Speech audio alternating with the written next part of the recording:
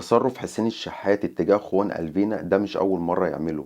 أول مرة كان في ماتش القمة بتاع الدوري 2-1 لما شاور على خوان ألفينا وعمل له كده، قال له انت قصير.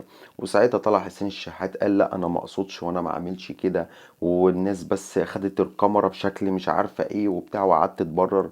بالرغم ان احنا عارفين ان حسين الشحات كذاب وقلنا ماشي مش مشكلة، وهو اللاعب برر.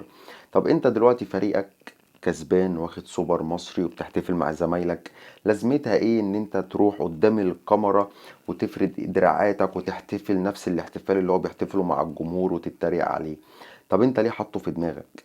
طب يعني هل خوان ألفين عمل اي حاجة تسيء لجمهور النادي الاهلي؟ لا. هل خوان ألفين عمل لك انت حاجة؟ لا، ده انت ما كنتش موجود. طب هل هو اشتبك مع لعيب من النادي الاهلي؟ لا. طب هل هو عمل اي حاجة تخص النادي الاهلي؟ برضه لا. انت ليه بتعمل معاه كده؟ ليه حاطه في دماغك؟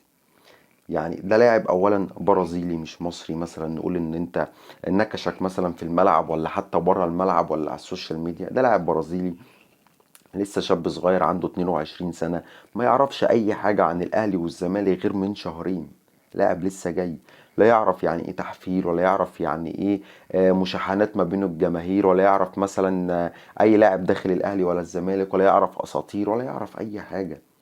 فانت ليه بتتصرف معاه تصرف زي ده؟ انت ليه حاطه في دماغك؟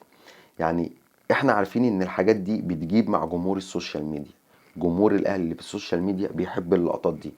حسين الشحات بيتريق على اخوان قلبنا او بيتنمر عليه، فنجيبه الصورة او نجيبه الفيديو ونحتفل وبنحتفل على الزملكاوية بعد ما خدنا السوبر. فده تمام. بس هل ده بيفيدك انت؟ انت بتاخد اللقطة مع شوية ناس على السوشيال ميديا، بس ده اللي انت بتستفاده. لكن في نظر الناس انت هتبقى راجل ناقص. في نظر الناس المحترمة تبقى انت راجل مهزأ، راجل قليل الادب. ما هي ما تتفهمش غير كده. تصرفك اتجاه لاعب بالشكل ده لمرة والتانية ومفيش اي مبرر، طب ليه؟ ما هي دي وجه الاستفادة، جمهور السوشيال ميديا اللي بيحب اللقطات، فانت راجل بتاع لقطة فبتعمل اللقطة عشان تطلع ترند بس الكام يوم بالصورة ولا الصورتين بتوعك وخلاص. لكن في الواقع عيب. عيب. ومش هنقول لك بقى انت لعيب كبير، لا، انا كنت بقول عليك لعيب كبير ولعيب مؤثر ومش عارفه ايه والكلام ده كله، بس لا. اللعيب الكبير بيبقى لعيب كبير داخل الملعب وخارج الملعب، بيبقى لعيب كبير في تصرفاته مع زمايله في الفريق ومن خارج الفريق. فاللعيب الكبير ده بينطبق عليه حاجات كتير قوي، هي للأسف مش موجودة في حسين الشحات لأن الكورة مش داخل أرض الملعب بس. فاللي انت بتعمله يا عم حسين مع اخوان قلبنا حاجة مش مقبولة.